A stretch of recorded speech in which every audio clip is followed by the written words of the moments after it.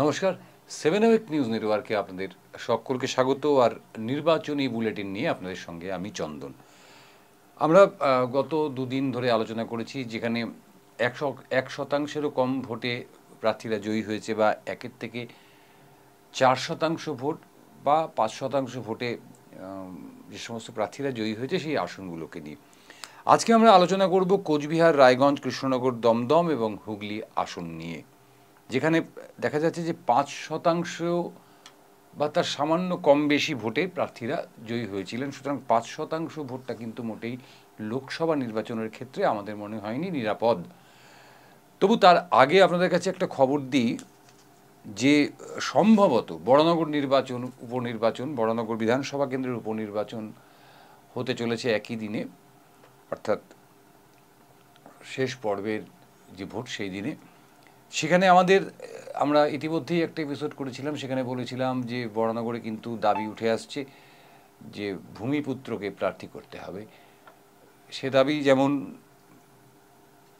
তৃণমূল কংগ্রেসের ক্ষেত্রেও সত্যি ছিল, সেই দাবি কিন্তু সিপিআইএম বা বামফ্রন্টের ক্ষেত্রেও সত্যি ছিল, সেই দাবি কিন্তু বিজেপির ক্ষেত্রেও সত্যি ছিল। কিন্তু আমাদের কাছে যতদূর খবর, এই মুহূর্তে যে খবর এসে পৌঁছচ্ছে তাতে কিন্তু বরানগরে বিজেপি প্রার্থী মোটামুটি সিদ্ধান্ত হয়ে গেছে।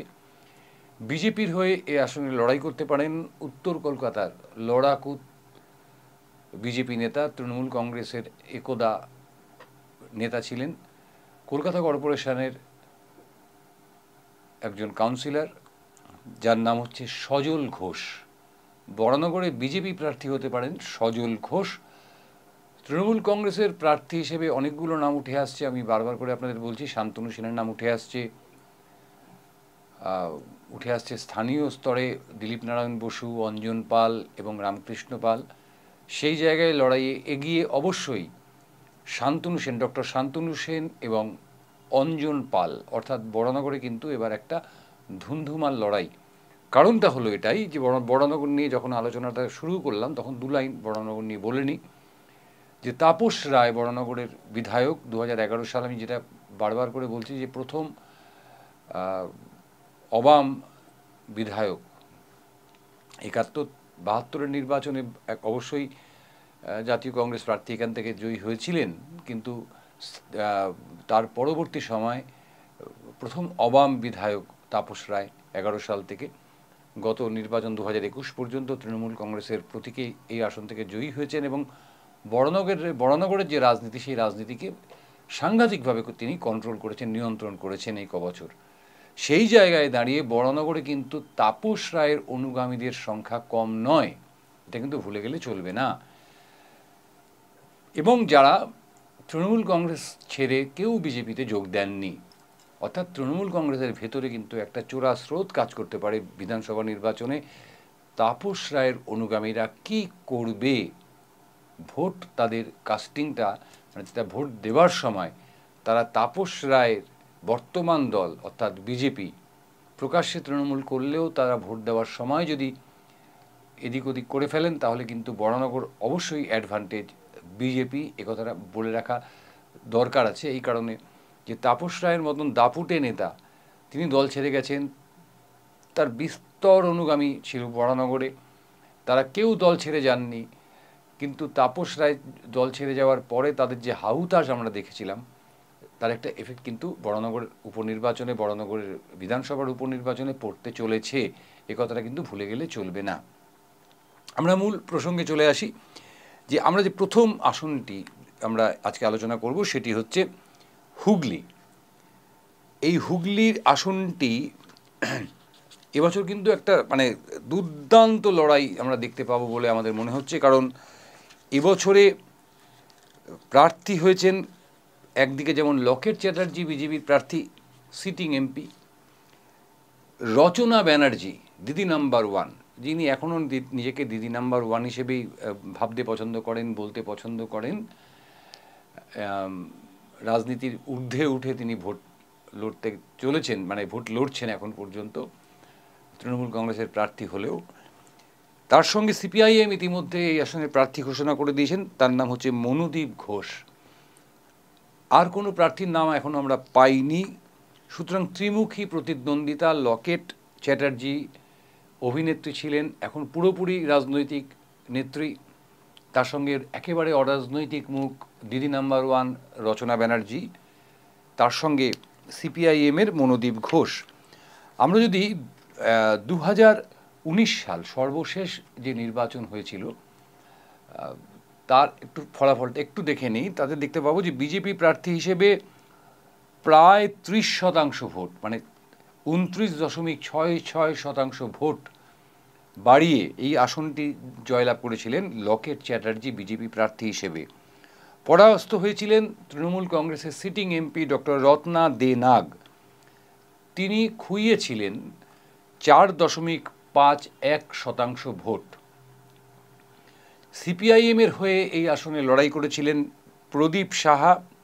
উল্লেখযোগ্যভাবে সিপিএম এই আসনে কিন্তু হারিয়েছিল 27.18% ভোট।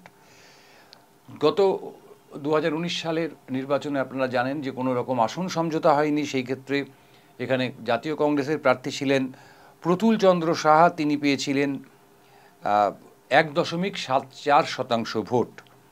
এবং এই আসনে লকেট চ্যাটার্জি জয়লাভ করেছিলেন। লকেট চ্যাটার্জির জয়লাভের সংখ্যা ছিল, মানে ভোট সংখ্যা ছিল 73,362, যেটা শতাংশের হিসেবে 5.3%। 5.3%। অর্থাৎ এই যে আসনটি লকেট চ্যাটার্জি বিজেপির অনুকূলে নিয়ে যেতে পেরেছিলেন প্রায় 30% ভোট যোগ করে, সেই আসনে কিন্তু লকেট চ্যাটার্জির জয়ের মার্জিন সেটা শতাংশের হিসেবে ধরলে 5.3%। তারপরে আরও দুটো নির্বাচনের মুখোমুখি আমরা হয়েছি। আমরা বারবার করে বলছি যে আমরা পৌরসভার বা পঞ্চায়েতের নির্বাচনের ফলাফলকে এই হিসেবের মধ্যে আনছি না। যদি বিধানসভা নির্বাচনের একটা হিসেবে আমরা দেখি, তাহলে এই যে আপনার হুগলি লোকসভা আসনটি, এর মধ্যে রয়েছে 188 সিঙ্গুর বিধানসভা, সেখানে কিন্তু 2021 সালে তৃণমূল কংগ্রেস জয়লাভ করেছিল। 189 চন্দননগর বিধানসভা, এই আসনটি কিন্তু তৃণমূল কংগ্রেস জয়লাভ করেছিল। 190 চুঁচুড়া বিধানসভা, এই আসনটিতেও তৃণমূল কংগ্রেস জয়লাভ করেছিল। বলাগড় 191 বলাগড় বিধানসভা, এই আসনটিতেও কিন্তু তৃণমূল কংগ্রেস জয়লাভ করেছিল। 192 পান্ডুয়া বিধানসভা, এখানেও কিন্তু তৃণমূল কংগ্রেস জয়লাভ করেছিল। এবং 193 সপ্তগ্রাম বিধানসভা, এখানেও কিন্তু তৃণমূল কংগ্রেস জয়লাভ করেছিল। এবং 197 ধনেখালি বিধানসভা সংরক্ষিত আসন, সেই আসনেও কিন্তু তৃণমূল কংগ্রেস জয়লাভ করেছিল। অর্থাৎ 1, 2, 3, 4, 5, 6, 7, 7 তৃণমূল। লোকসভা তো বিজেপির হাতে থাকলেও হুগলি আসনে 2021 সালে কিন্তু 7 তৃণমূল। সুতরাং এই আসনে রচনা ব্যানার্জি কতটা ম্যাজিক দেখাতে পারবেন সেটা যেমন একটা বড় প্রশ্ন।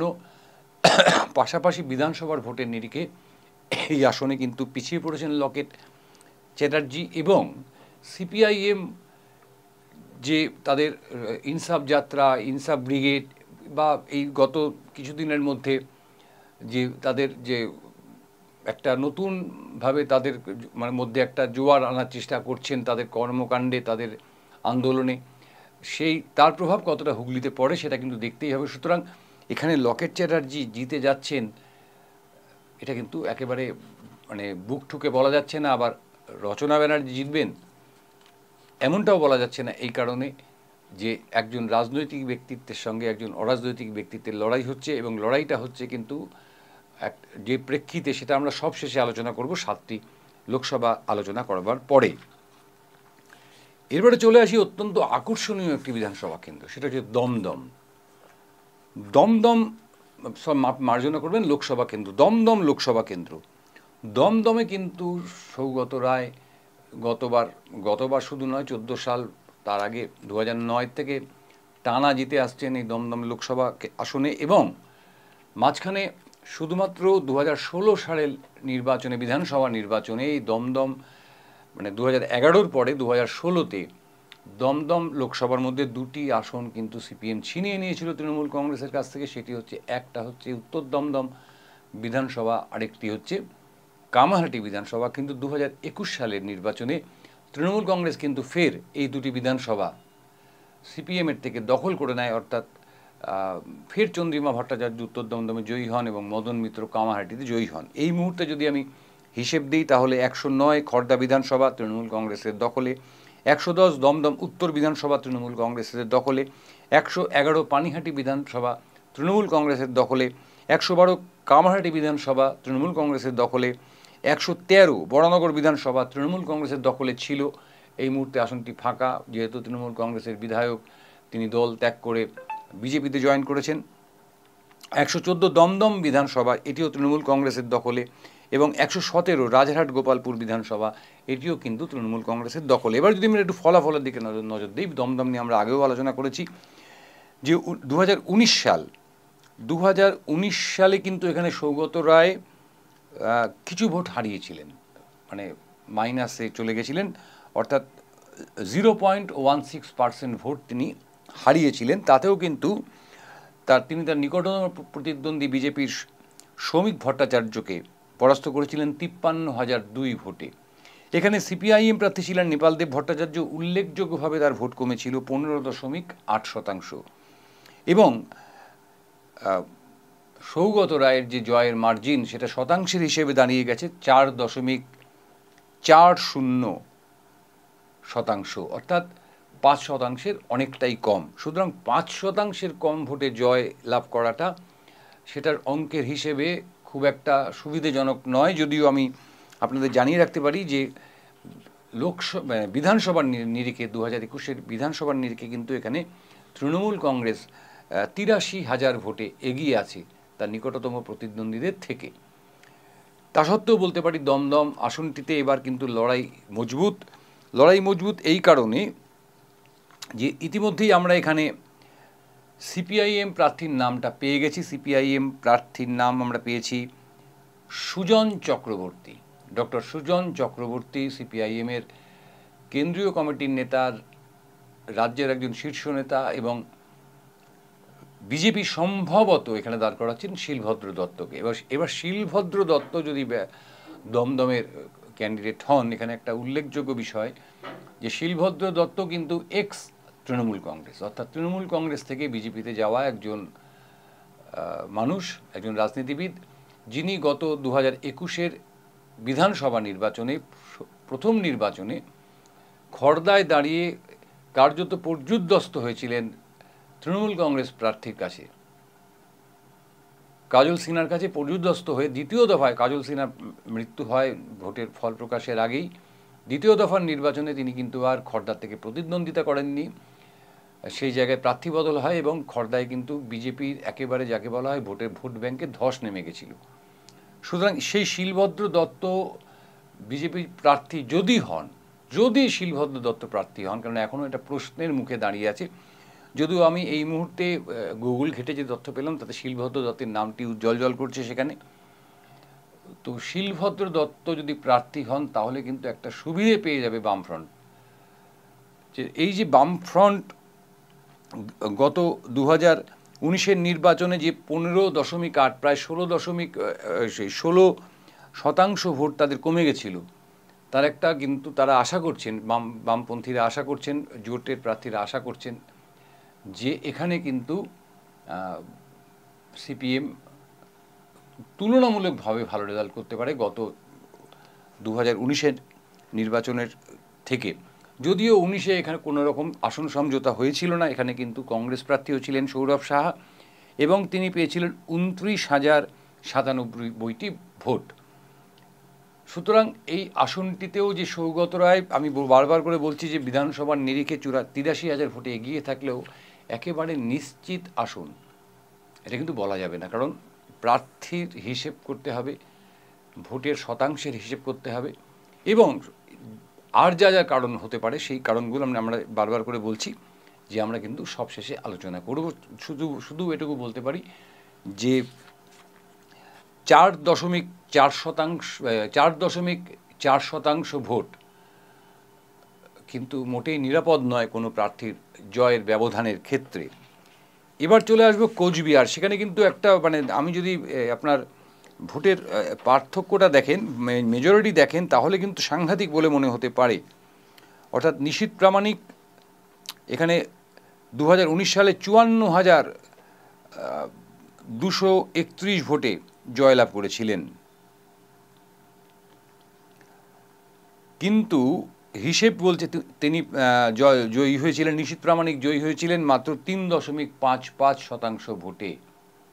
এটা আমাদের নির্বাচন কমিশনের থেকে যে পাওয়া হিসেব, সেই হিসেব থেকে আমি বলছি। এবারেও নিশীথ প্রামাণিকই প্রার্থী হয়েছেন।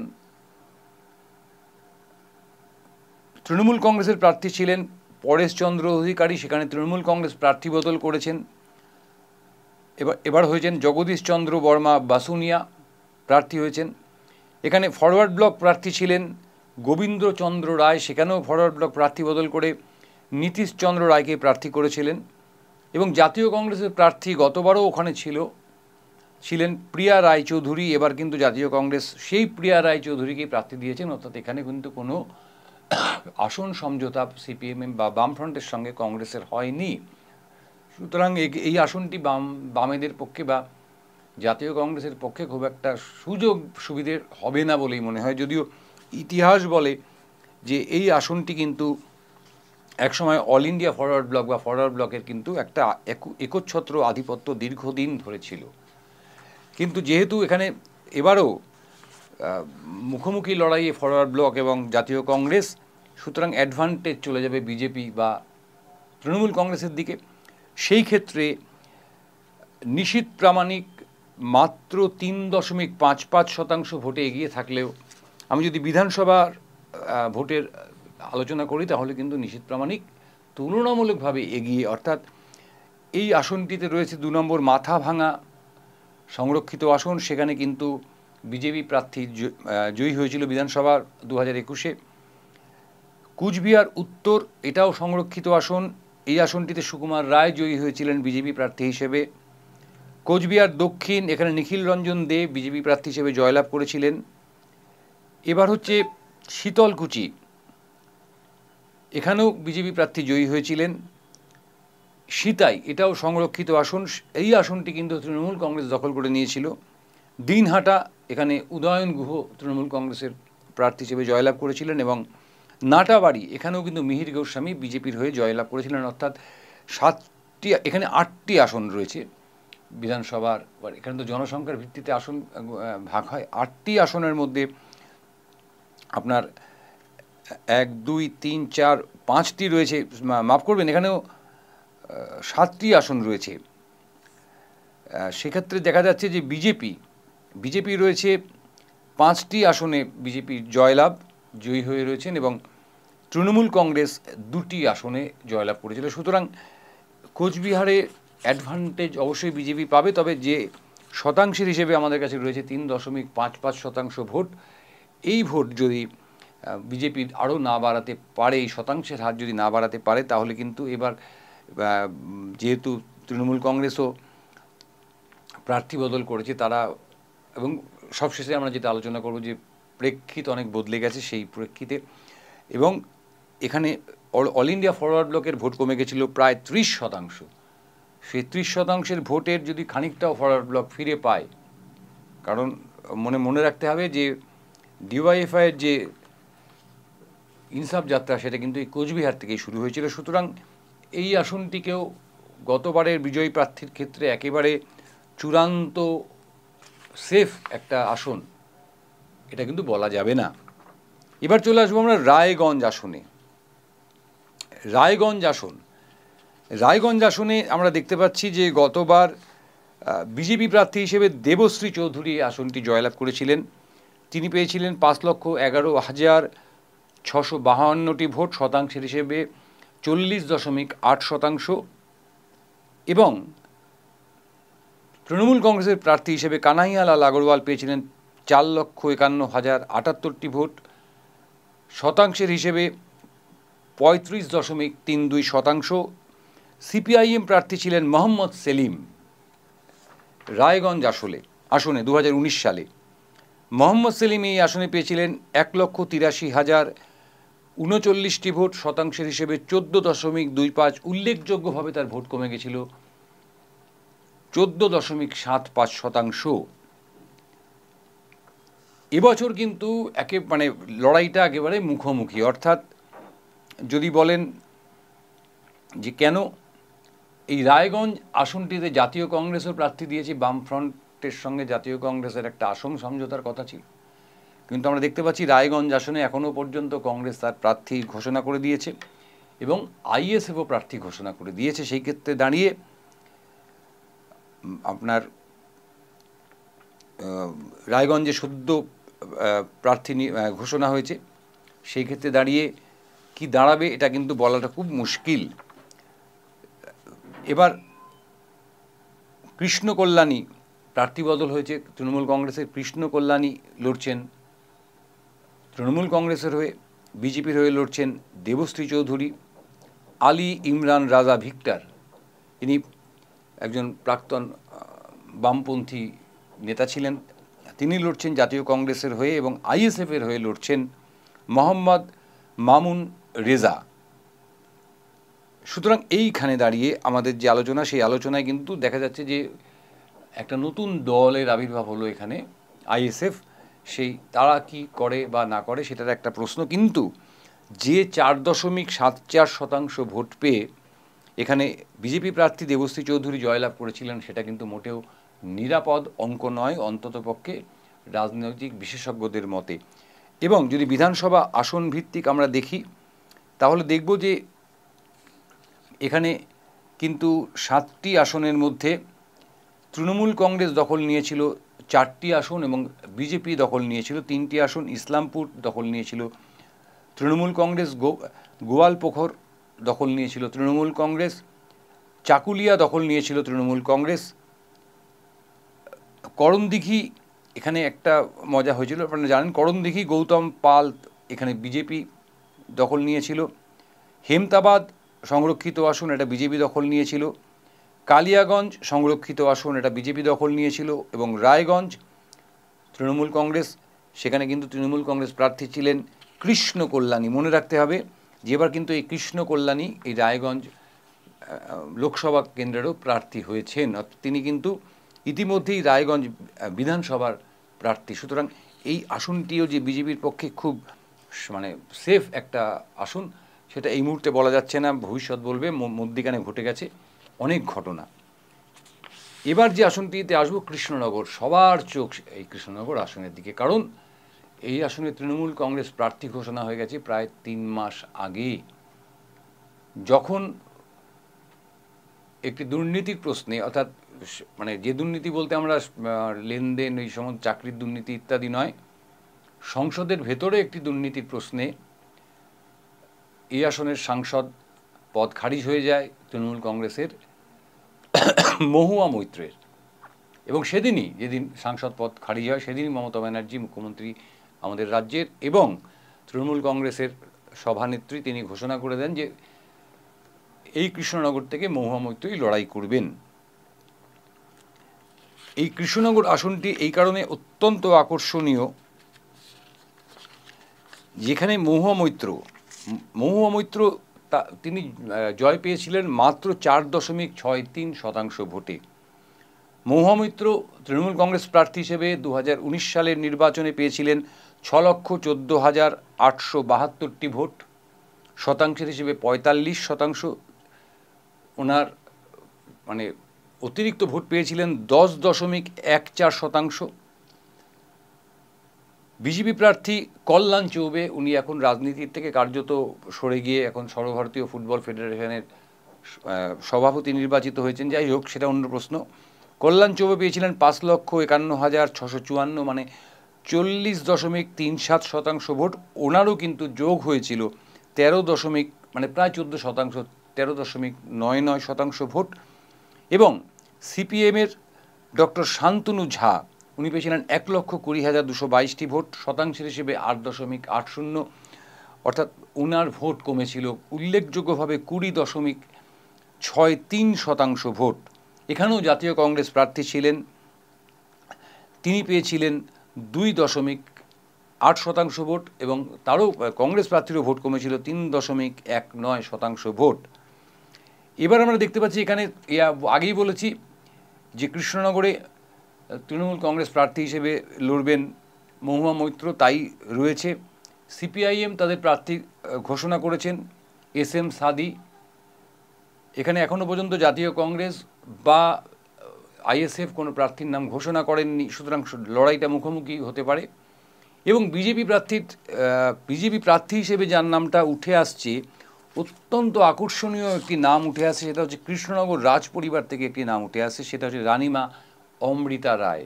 আমরা জানি না, কিন্তু এই বিষয়টা এখনো ফাইনাল নয়, বিজেপির পক্ষ থেকে সরকারি কোনো ঘোষণা হয়নি, কিন্তু আমরা যেটা শুনছি যে কৃষ্ণনগর থেকে রাজপরিবারের রানীমা অমৃতা রায় বিজেপি প্রার্থী হিসেবে লড়াই করতে পারেন লোকসভা নির্বাচনে। যদি তাই হয় তাহলে কিন্তু এই 4.63% ভোট পেয়ে জয়ী মহুয়া মৈত্র, তার পক্ষে এই আসনটি ধরে রাখা কঠিন হতে পারে। আমি বলছি না হেরে যাবেন তিনি, তবে কঠিন হতে পারে। এবং ইতিমধ্যেই দেখতে পাচ্ছেন গত 2-1 দিন ধরে মহুয়া মৈত্রর বাড়িতে CBI হানা চলছে, যদিও এটাকে একটা বৃহত্তর ষড়যন্ত্র বলা হচ্ছে। আমরা সেই আলোচনায় যাব না, কারণ সেই আলোচনাটা ভোটের আলোচনার মধ্যে আনা উচিত না। আমরা এখানে একেবারে ভোটের শতাংশ দিয়ে হিসাব করছি।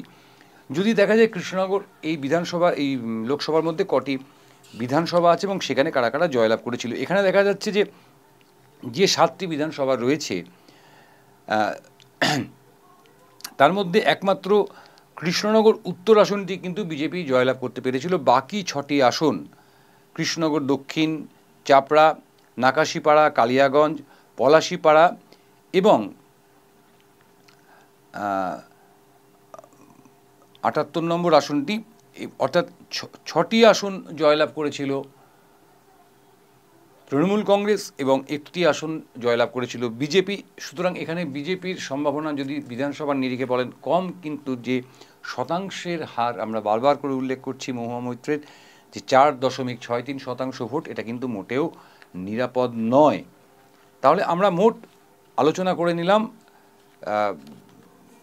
আপনার কোচবিহার, রায়গঞ্জ, কৃষ্ণনগর, দমদম এবং হুগলি আসনের সামগ্রিক পরিস্থিতির কথা। এর সঙ্গে যেটা যোগ করতে হয় আমাদেরকে, সেটা হচ্ছে এবারের ভোট আমাদের বাংলায় অভূতপূর্ব। আমাদের বাংলায় অভূতপূর্ব এই কারণে যে অতীতে প্রণব মুখার্জি থেকে শুরু করে বহু বাঙালি কেন্দ্রীয় সরকারের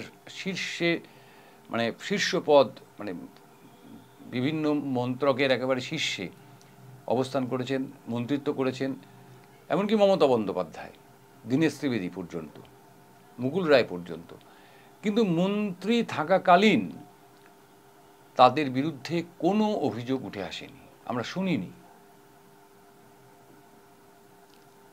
আমরা গত কয়েক বছরে, 2-1 বছরের মধ্যে 21 সালের একটু আগের থেকে, 21 সালে সেই ফলাফলের তার কোনো প্রভাব পড়েনি, এটা ঠিক। 21 সালে তার সেই ফলে কোনো প্রভাব পড়েনি, কিন্তু 21 সালের আগে আমরা জেনেছিলাম এইটুকু, যে আমাদের বিভিন্ন মন্ত্রী বিভিন্ন দুর্নীতির সঙ্গে যুক্ত, বিভিন্ন নেতা বিভিন্ন দুর্নীতির সঙ্গে যুক্ত।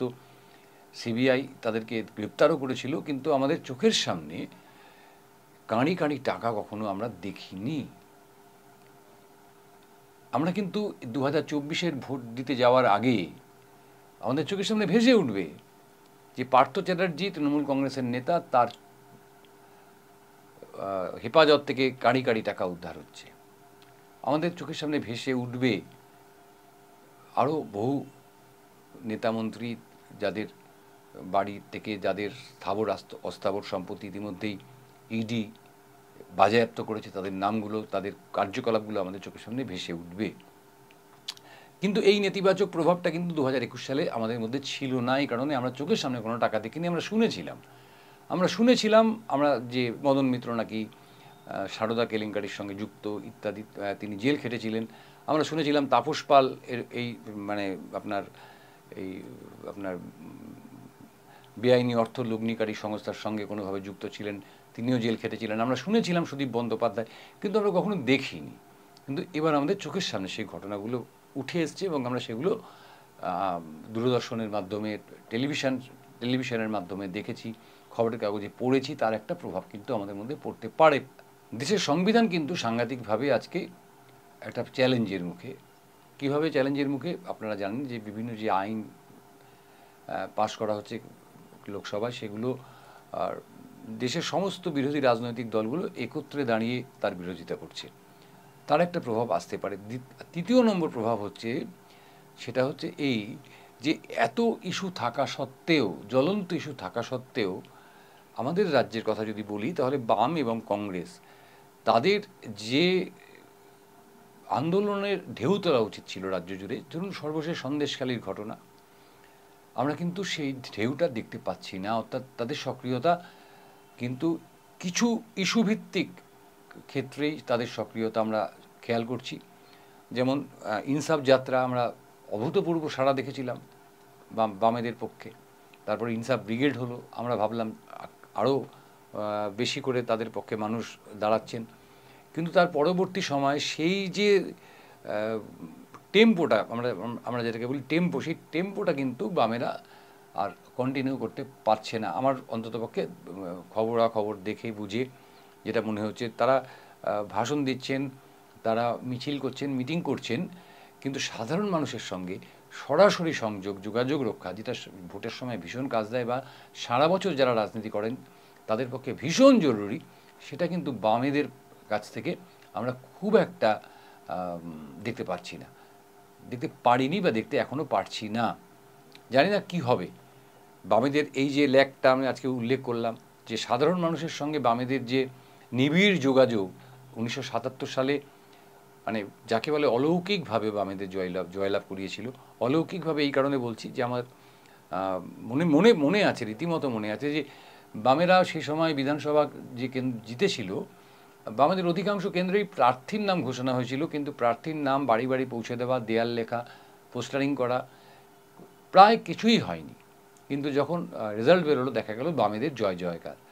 অর্থাৎ কোথাও একটা লড়াই ছিল, কোথাও একটা ঢেউ ছিল, সেই লড়াইটা, সেই ঢেউটা আমরা কিন্তু এই মুহূর্তে দাঁড়িয়ে উপলব্ধি করতে পারছি না। আমরা কিন্তু সেই 77 সালের যে পরিবেশ পরিস্থিতি, তার থেকে অনেকটা আমরা বলতে পারেন এগিয়ে গেছি, অনেকটা ছড়িয়ে গেছি।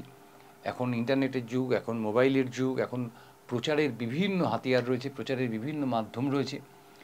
সেগুলোকে ব্যবহার করে যে প্রচারকে তুঙ্গে তোলা, সেগুলোকে ব্যবহার করে নিজেদের বক্তব্যকে শক্তিশালী করে মানুষের কাছে হাজির করা, সবটাতেই কিন্তু বামেদের বেশ খানিকটা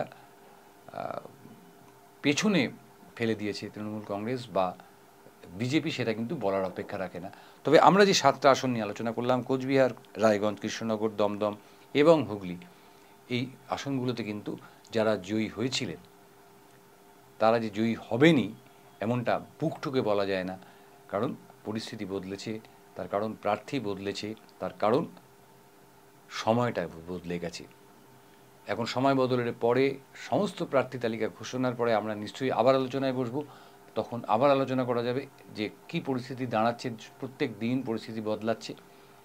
সেরকমভাবে বদলাতে আগামী প্রায় 1.5 মাস পরে পরিস্থিতি কী দাঁড়ায় সেটা আমাদের আবার পর্যালোচনা করতে হবে। ততক্ষণ পর্যন্ত সঙ্গে থাকবেন, দেখতে থাকবেন 7 AVEC নিউজ নেটওয়ার্ক। আর যদি আপনাদের এই নিউজ চ্যানেলটিকে ভালো লাগে, আমাদের খবর, আমাদের প্রতিবেদন, যে কোনো অনুষ্ঠান আপনাদের ভালো লাগে, অবশ্যই চ্যানেলটিকে সাবস্ক্রাইব করবেন। কারণ আপনাদের একটি সাবস্ক্রিপশান আমাদের এই বিজ্ঞাপনহীন চ্যানেলটির পক্ষে কিন্তু অত্যন্ত জরুরি। সবাই খুব ভালো থাকবেন। শুভরাত্রি, জয় হিন্দ।